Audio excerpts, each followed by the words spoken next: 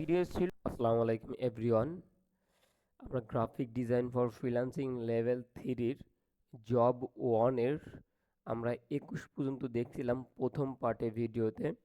আজকে আমরা ওয়ার্ডডাম শেষ করার ট্রাই করব, একদম পুরোপুরি শেষ করে দেব আমরা।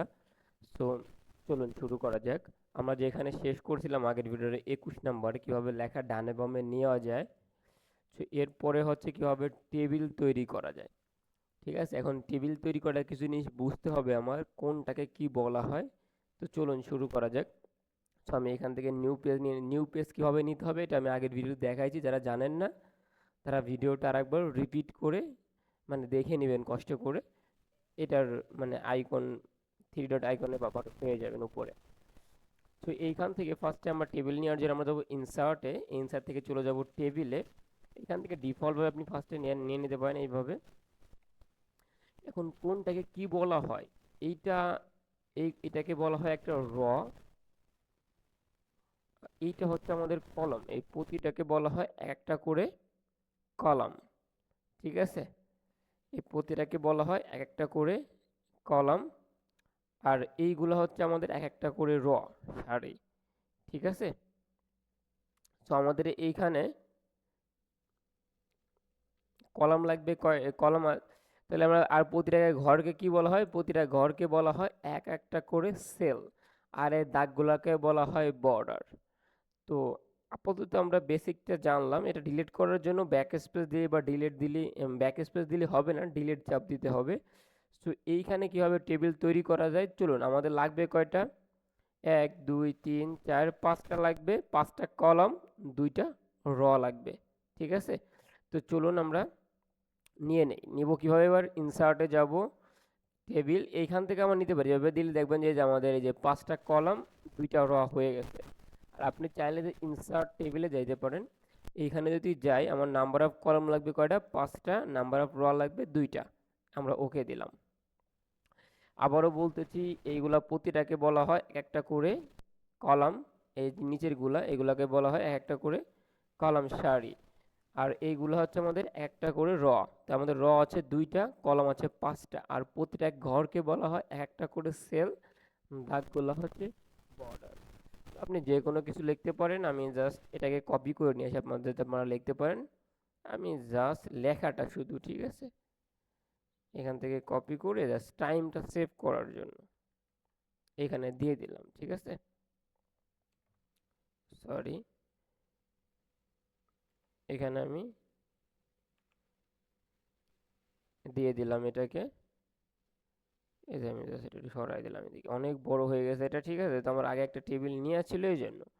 আচ্ছা, এটার ভিতরে এটাকে সেন্টারে কীভাবে নেব আমরা, এই যে সিলেক্ট করে এই যে এখান থেকে সেন্টার দিলে সেন্টার, রাইটে দিলে রাইটে, লেফটে দিলে এটা আমরা আগের ভিডিও দেখছি, আবার রিপিট করলাম।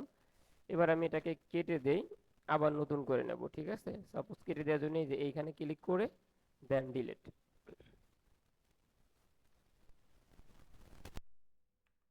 আচ্ছা, এটা মেবি অনেকগুলা হয়ে গেছে। আচ্ছা, এরপর আমি আবার টেবিল নিয়ে নিই, ইনসার্ট থেকে টেবিল, এখান থেকে আমি কয়েকটা টেবিল নিলাম। নেওয়ার পরে আমাদের এখানে কি আছে আমরা পরেরটা একটু দেখি। আচ্ছা, আমাদের এইখানে পরে আছে কিভাবে, আচ্ছা এটা আমরা ক্লিয়ার। ঠিক আছে, কিভাবে টেবিল তৈরি করা যায় এটা আমরা অলরেডি জানলাম। এরপর আছে কিভাবে র কলম সারি কলম বাড়ানো যায়। চলুন দেখি আমরা কিভাবে কলম বাড়ানো যায়। কলম বাড়ানোর জন্য এখানে অনেক কিছু বিস্তারিত আছে, আমি আপনাদের দেখাই দিয়েছি, এটার মধ্যে দেখা লাগবে না। কলম বাড়ানোর জন্য 2টা ওয়েতে আমরা বাড়াইতে পারি। এখন আমি কোন দিকে বাড়াবো, লেফটে মনে করেন যে আমার রাইটে কলম লাগবে। সো আমি যদি এইখানে রাখি, রাখার পরে মাউসের রাইটে ক্লিক করি, দেখবেন যে এই যে ইনসার্ট নামে একটা অপশন আছে, এইখানে গেলে আপনি দেখবেন যে ইনসার্ট কলম টু দ্য লেফট আর হচ্ছে কলমস রাইট। আমার লাগবে কোথায়, মনে করেন আমার লাগবে হচ্ছে লেফটে। সো আমি এই যে লেফটে 2টা দেখেন, আমার আগে ছিল 3টে, এখন হচ্ছে 4টা। এখন আমি রাখলাম হচ্ছে এইখানে, এইখান থেকে আমার মনে করেন লাগবে রাইটে, বা এইখান থেকে আমার লাগবে রাইটে। তো আমি রাইটে ক্লিক করলাম, ইনসার্টে যাব, এইখান থেকে যে রাইট। ঠিক আছে, এই যে আমার 2টা বেড়ে গেল, দেখেন এই যে ইজিলি। এবারে আমি পরেরটা কি আছে আমাদের এখানে, কলম আমরা বাড়াইতে পারলাম। এরপর সারি কিভাবে বাড়াবেন, তো সেম প্রসেসে আমরা চলে যাব, আমাদের এখানে গেলাম, এইখান থেকে আমি মনে করি নিচে একটা বাড়াবো। সো এইটা দুইটা ওয়েতে বাড়ানো যায়। একটা হচ্ছে রাইটে ক্লিক করে আমি তো ইনসার্টে যান, এই যে আপনি উপরে বাড়াতে নিচে, এই যে নির্দেশনাগুলো দিয়ে যদি না বোঝেন এখান থেকে যে আইকনগুলো দিয়ে বুঝাই দিচ্ছি, আমি দিলাম নিচের দিকে এই যে। অথবা আপনি যদি এখানে একদম শেষে ক্লিক করে ইন্টার পেস্ট করেন প্রতিবার, যতবার আপনি ইন্টার ক্লিক করে করে ইন্টার পেস্ট, আর যদি ক্লিক করে না করেন তাহলে এই যে একটা বড় হয়ে যাবে, ঠিক আছে। আর ক্লিক ক্লিক করে করে প্রতিটাই যে হবে, ঠিক আছে, এইভাবে আপনি বা অথবা আপনি ট্যাব দিলে এই যে আপনার র কলাম একসাথে বাড়বে দুইটাই যে, ঠিক আছে, এই যে আপনি এভাবে বাড়াতে পারেন। সো দুইটা ইজি প্রসেস, আপনার যেভাবে ইজি হয় আপনি সেভাবে ইউজ করবেন। এরপর কীভাবে কলম মোছা যায়, খুবই ইজি প্রসেস। কলম মোছার জন্য আমরা কি করতে পারি, জাস্ট সিলেক্ট করে, মনে করেন আমি এই কলমটা মুছে দেবো পুরোটা, তো সিলেক্ট করে ডিলেটে চাপ দেব, এই যে মুছে গেল, ঠিক আছে। তো এরপরে আছে কি, আমাদের মনে করেন আমি কিছু র মুছে দেবো, তো সিলেক্ট করে এই যে কোনটা মুছবো, যে আমি লেফট, এই যে ডিলেট করে দিলাম, ব্যাক স্পেস দিয়েছি, ঠিক আছে। এই দেখেন এখানে কলমের ক্ষেত্রে ডিলেট দিলে কি হবে, এই যে ভিতরে যে লেখাগুলো আছে আমার এইটা মুছে যাবে, দেখেন আমি ডিলেট দিলাম, এই যে আমার লেখা মুছে যাবে, আর ব্যাক স্পেস দিলে আমাদের টেবিলটা যাবে, চলো, ঠিক আছে। তো আপনি এভাবে দিতে পারেন, আশা করি ক্লিয়ার। র কীভাবে মুছবো, কলম কীভাবে মুছা যায়, এই দুইটাই ক্লিয়ার। এরপর আছে কিভাবে কলম, দুইটা কলম একত্রিত করা যায়, মানে দুইটা কলম কিভাবে আপনি একটায় পরিণত করবেন, চলুন দেখা যায়। সো আমি চাচ্ছি যে এই দুইটা কলম আমার একটা সেলে থাকবে, মানে একটা হয়ে যাবে। সেক্ষেত্রে আমি কি করব, এই দুইটাকে ফার্স্টে সিলেক্ট করব, এই সিলেক্টের ভিতরে রেখে মাউসের এই যে বাইরে ক্লিক করলে কিন্তু আমার হবে না, এই সিলেক্টের ভিতরে রেখে মাউসের রাইটে ক্লিক করে দেবেন, যে মার্জ সেল নামে একটা অপশন আছে, এখানে ক্লিক করলেই এই দুইটা আপনি চাইলে অনেকগুলো একসাথে অ্যাপ্লাই করতে পারেন, রাইটে ক্লিক করে মার্জ সেল। আশা করি ক্লিয়ার। সো এরপরে আমাদের যেটা থাকবে কিভাবে কলমসের মধ্যে কলমস তৈরি করা যায়, চলুন আপনি কলমসের মধ্যে চাইলেও কলমস তৈরি করতে হবে। এখন আমি চাইছি যে মুছে ফেলছি আমি, আমি এখন চাচ্ছি যে এটা পুনরায় আবার কিছু তৈরি করতে। এখন মনে করেন আমি চাচ্ছি দুইটা আবার ব্যাক আনতে আগের অবস্থা, তো রাইটে ক্লিক করে এই যে স্প্লিট সেলে গেলে আমার লাগবে কটা, একটা দুইটা লাগবে কলম, দুইটা কলম একটা র, আমি ওকে দিলাম, এই যে আমার আগের অবস্থা আবার হয়ে গেল। আপনি চাইলে মার্চও করতে পারবেন, চাইলে আবার স্প্লিটও করতে পারবেন, মানে যেইটা যখন প্রয়োজন হয় আপনি করতে পারবেন। আচ্ছা এরপর আছে কি কিভাবে টেবিল মুছা যায়, তো টেবিল মুছার জন্য এই যে এই আইকনটা ক্লিক করলে ব্যাক স্পেস দিলে আমাদের টেবিলগুলো সব মুছে যাবে। তো আমাদের টেবিল মুছাটাও ক্লিয়ার করে দিলাম আমরা। আচ্ছা এরপরে আছে লাইন স্পেস কিভাবে ফাঁকা করা যায়, তো চলুন লাইন স্পেস ফাঁকা করার জন্য আমরা কিছু লিখি, আমি আপনার চাইলে এটা লিখতে, এটা লিখলে হাত চালু হয়, over the lazy dog, the quick brown Fox jumped over the lazy dog. আচ্ছা এটাকে আমি কপি করে নিই, ঠিক আছে, আমরা কপি শিখছি, সেই কপিটাই কন্ট্রোল সি দিয়ে করলাম, কন্ট্রোল ভি দিয়ে পেস্ট করলাম।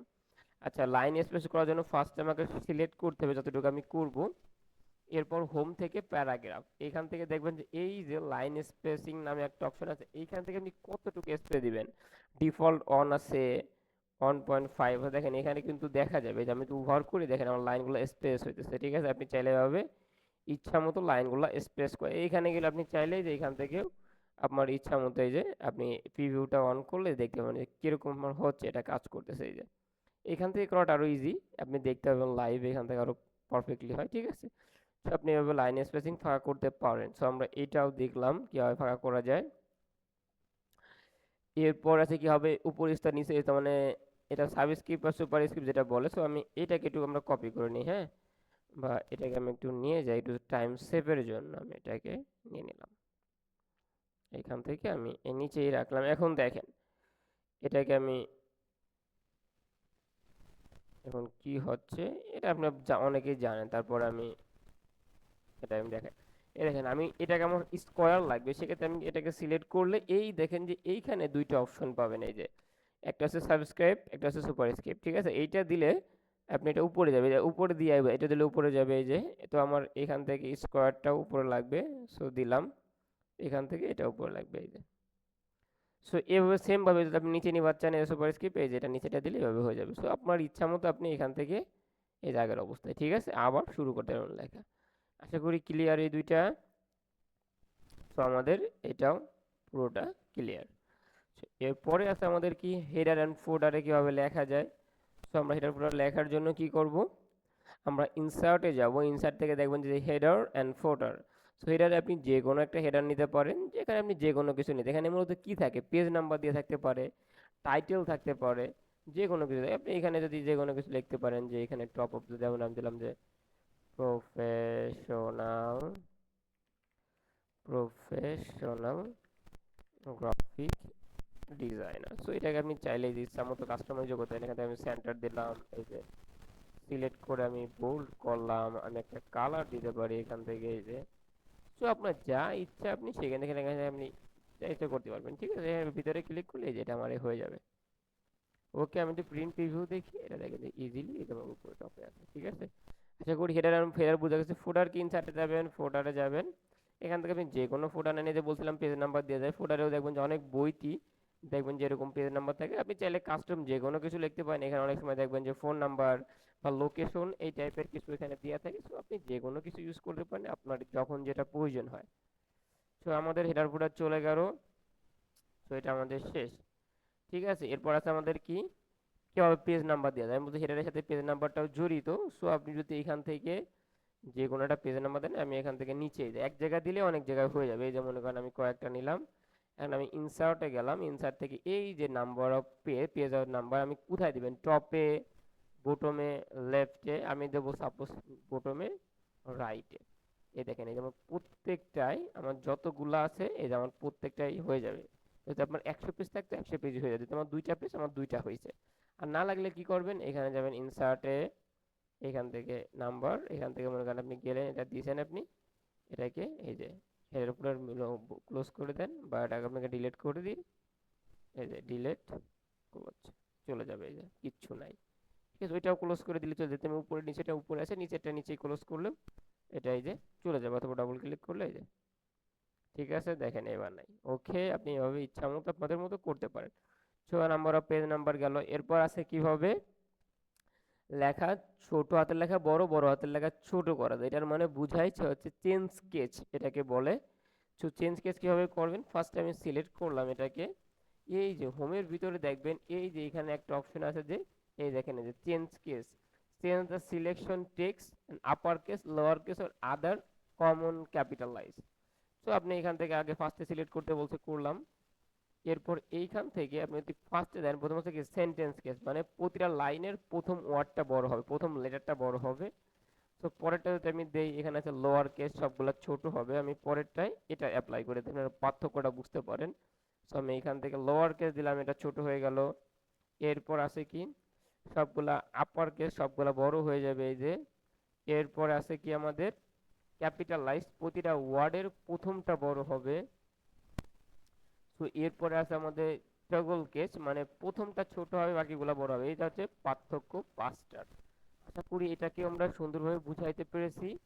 তো এরপরে আছে কি, এটা আমাদের ক্লিয়ার। তো এটা আমাদের ক্লিয়ার। এরপর আছে কিভাবে ক্লিপ আর্ট, কিভাবে পিকচার আনা যায়, একটা ফটো কিভাবে আপনি অ্যাড করবেন। আমি গত ভিডিওতেই বলছিলাম, যে কোনো কিছু অ্যাড করার জন্য আমরা ইনসার্টে যাই। যেমন আমি আজকে কয়েকবার ইনসার্টে যাই, টেবিল ফোল্ডার অ্যাড করছি, ঠিক আছে। এটার ক্ষেত্রেও সেম। এখন আমি চাচ্ছি এখানে একটা পিকচার অ্যাড করতে, তাহলে আমি ইনসার্টে যাব, এই যে পিকচার, এখান থেকে দিস পিসি ডিভাইস থেকে আনবো, আপনি স্টক অনলাইন থেকে আনতে পারেন। তো আমি এইখান থেকে, আমি সাপোজ ডাউনলোড থেকে কিছু আছে এখানে, হ্যাঁ, এখান থেকে সাপোজ আমি এটা নিলাম, বা এটাই নিলাম, আমি এটাকে এই যে ওপেন করলাম। পিকচার আপনি অ্যাড করতে পারেন। এখন পিকচারটা ছোট বড় কিভাবে করবেন, যে কোনো একটা কর্নার ধরে, এই যে এরকম যখন আসবে, আপনি জাস্ট কোনা কোণে যেভাবে টান দিলে এটা ছোট হবে, ঠিক আছে। তো ছোট বড় করতে পারবেন ইজিলি। আচ্ছা, কিভাবে ছবি আনা যায়, আমরা ছবি তো আনতে পারলাম, এবার কিভাবে ছবি আনা যায়, আনলাম ছবি, পিকচারে গিয়ে ছবি আনলাম। এরপর কিভাবে ছবি ছোট বড় করা যায়, করলাম ছোট বড়। এরপর আছে কিভাবে ছবি স্থানান্তর করা যায়, মানে এক জায়গা থেকে কিভাবে আরেক জায়গায় নেবেন। এটা দেখবেন যে পত্রিকার ক্ষেত্রে এটা ইউজ হয়, যে চারপাশে টেক্সট থাকে, মাঝখানে এটা কিভাবে, এ দেখেন এটা কিন্তু লক আছে, এখন এটা লকটা ছাড়াবেন কিভাবে, যখন দেখেন নর্মালি এখানে কোনো ফরম্যাট অপশন নেই, যখন আমি পিকচারে ক্লিক করব, আমার একটা বাড়তি অপশন হয় পিকচার ফরম্যাট। আপনি এইখানে গেলে দেখবেন যে এখানে র্যাপ টেক্সট এরকম একটা অপশন পেয়ে যাবেন। এইখানে গেলে আপনি দিবেন হচ্ছে text in front of text, এটা দিলে টেক্সটের উপরে আসবে, আপনি ইচ্ছা মতো এক জায়গা থেকে আরেক জায়গায় নিতে পারবেন। অথবা আপনি যদি এখান থেকে এই যে আর একটা, এই যে এখান থেকে যদি এটা দেন, যে পিকচারের মাঝে বসে যাবে, আপনার ইচ্ছা মতো এই যে এক এক জায়গায় বসে যাবে এটা। এই যে আপনার ইচ্ছা মতো দেখছেন, এই যে আপনি এটা দেখবেন যে পত্রিকার ক্ষেত্রে এটা ইউজ হয়, যে সুন্দরভাবে এইভাবে যদি আমরা প্রিন্টের ক্ষেত্রে যাই, এই যে এভাবে থাকে কিন্তু আমাদের পেজের মাঝখানে পত্রিকায়, ঠিক আছে, আপনি এভাবে চাইলে করতে পারেন। সো এরপরে আমাদের কি আছে, কিভাবে পিকচার, কিভাবে ছবি মুছা যায়, মুছার জন্য সেম সিস্টেম, জাস্ট ক্লিক করে ডিলিট করে দেবেন, এই ক্লিক করে ডিলিট পেজ করে চলে যাবে। তো এরপর আছে কি, কীভাবে পেজ প্রশ্ন আকারে, দেখবেন যে আমরা অনেক সময় কিন্তু প্রশ্ন লিখি, কীভাবে আপনি পেজ প্রশ্ন আকারে করবেন চলুন দেখি। এখন আমার একটা পেজ প্রশ্ন আকারে করার জন্য আমরা যাবো পেজ লেআউটে চলে যাব। আমি আগের ভিডিওতে বলছিলাম পেজ লেআউট সংক্রান্ত কাজ করতে চাইলে পেজে আমরা পেজ লেআউটে চলে যাব। যারা তো আপডেট ভার্সন ইউজ করেন তাদের জন্য লেআউট থাকবে, যারা 7 বা 10 ইউজ করেন এদের জন্য পেজ লেআউট থাকবে। সো আমরা এইখান থেকে চলে যাব কলামস, এখান থেকে ট্রু কলাম দিলে এই দেখেন পেজ প্রশ্ন আকারে হয়ে গেছে। আপনি চাইলে 3 কলাম দিতে পারেন, পত্রিকার মতো হবে, অথবা ট্রু এই যে লেফটে এভাবে দিতে পারেন, এবং যে অনেক গাইড এভাবে থাকে যে এক সাইড বড় এক সাইড ছোট থাকে, প্রশ্নের ক্ষেত্রেও থাকে। সো আপনি চাইলে যে 2 কলাম, এটা হচ্ছে প্রশ্ন আকার, আর না লাগলে আমরা এখান থেকে 1 কলামে দেবো ডিফল্ট আগের মতো। সো এরপর আছে কিভাবে ফন্ট সাইজ ছোট বড় করা যায়। সো ফন্ট সাইজ ছোট বড় করার জন্য এখান থেকেই দেখাই বা এখানেই যাই, যে কোনো সিলেক্ট করবেন, সিলেক্ট করার পর হোমে যাবেন, হোম থেকে এই যে এখান থেকে আপনি যে কোনো ফন্ট বড় ছোট, এখন বলতে পারেন ভাই এটা তো 72 এর উপরে যায় না, তো আমার যদি এর বড় লাগে তাহলে কি করবেন, সেক্ষেত্রে মনে করেন এটা আমার এর চেয়ে বড় লাগবে, সো আমি এইখানে লিখে দিতে পারি যেমন 150। সো আমার 150 এটা হয়ে গেল, আপনি চাইলে এভাবে লিখে দিতে পারেন। সো আপনার ইচ্ছা, আপনি চাইলে এখান থেকে যে কোনো কিছু ইউজ করতে পারেন, যে কোনো সাইজ। এরপর আছে ফন্টের সাইজ কীভাবে ছোট বড় করা যায়। সো ফন্টের সাইজ আমরা ছোট বড় করলাম মাত্রই। এরপরে ফন্ট পরিবর্তন, এখন ফন্ট পরিবর্তন বলতে কি বুঝি আমরা, যেমন আমাদের কিন্তু এক একজন মানুষের হাতের লেখার স্টাইল কিন্তু ভিন্ন। সো এটাই হচ্ছে ফন্ট, এটা কিভাবে চেঞ্জ করতে, এখানে কিছু ফন্ট থাকে যেগুলো বিভিন্ন চেঞ্জ স্টাইল থাকে বা চেঞ্জ লেখা থাকে। আপনি হচ্ছে এই যে ক্লেভেরি এখানে যদি যান, এখান থেকে দেন বিভিন্ন টাইপের ফন্ট আছে, আপনি এখান থেকে যে কোনো ফন্ট ইউজ করতে পারেন। এখান থেকে অফিসিয়াল ফন্ট হচ্ছে টাইম নিউ রোমান, প্রতিটা অফিসে এগুলো ইউজ হয়, ডিজাইনের ক্ষেত্রে বা অন্য ক্ষেত্রে আপনার যে এরিয়াল করতে পারেন, রোবোটও করতে পারেন, অনেক ফন্ট আছে, এটা করতে পারেন। আপনার যখন যেটা ভালো লাগে বা যখন যেটা আপনার ডিজাইনের সাথে যাবে তখন আপনি সেটা করবেন, এটা হচ্ছে ফন্ট পরিবর্তন। সো ফন্ট পরিবর্তন শেষ, এভাবে স্যাম্পল আনা যায়। স্যাম্পল আনার জন্য আপনারা চলে যাবেন এইখান থেকে, মনে করেন আমি এখান থেকে একটা সাপোজ নিচে যাই, হ্যাঁ নিচে যাই, এখানে আমি একটা ফোন নাম্বার লিখি 017608791, যাই হোক একটা দিলেন, এই যে আমি এখানে দিলাম, আমার এখানে আমি নাম্বার একটা আইকন অ্যাড করবো। সো আমি কি করবো, ইনসার্টে যাব, এখান থেকে দেখুন এই যে স্যাম্পল আছে, স্যাম্পল থেকে এইখান থেকে চলে যাবেন মোর স্যাম্পলে, এইখান থেকে আপনি লাস্টের দিকে চলে আসবেন, দেখবেন যে এই যেরকম দুইটা অপশন পাবেন।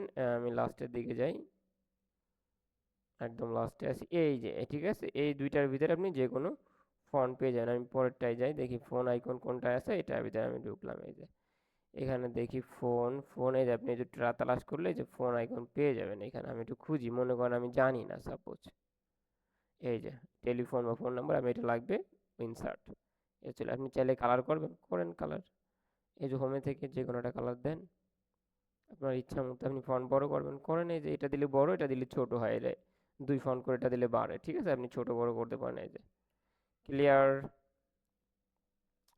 আচ্ছা এরপর আছে কীভাবে লেখায় টেক্সট বক্স বর্ডার দিয়ে দেয়, যে কোনো লেখায় আপনি যদি টেক্সট বক্স অ্যাপ্লাই করতে চান, এখন মনে করেন যে আমি এই লেখাটা আমার চারপাশে একটা বর্ডার দিয়ে আমি আটকায় দেবো, সেখানে আমি ইনসার্টে যাব, এইখান থেকে দেখুন যে টেক্সট বক্স, এখান থেকে আপনি যে কোনোটা বক্স নেন, নেওয়ার পরে এটার ভিতরে লেখেন, অথবা এখানে দিলে দেখেন যে আমার এটা সরে যাচ্ছে, ঠিক আছে, এটা হচ্ছিল আপনার এই যে এখান থেকে লক করে দেন, এই যে ইন ফ্রন্ট অফ টেক্সট দেন। এরপর কি করবেন, এই যে এখান থেকে ফিলটা কেটে দেন, এই যে লেখার পাশে আপনি চাইলে যে কোনো বর্ডার ইউজ করতে পারবেন, ইচ্ছা মতো আপনি কতটুকু রাখবেন ততটুকু আপনি রাখতে পারবেন। এটা এটা লেভেল 3-তে খুবই ইম্পর্টেন্ট, এটা কিন্তু সিভির ক্ষেত্রে লাগে, ওকে। সো আপনি করতে পারেন ইজিলি, সো এটা আমরা দেখবো বা আরও ইসে বর্ডার কেউ ছোটো বড় করলাম, বর্ডার ছোটো বড়।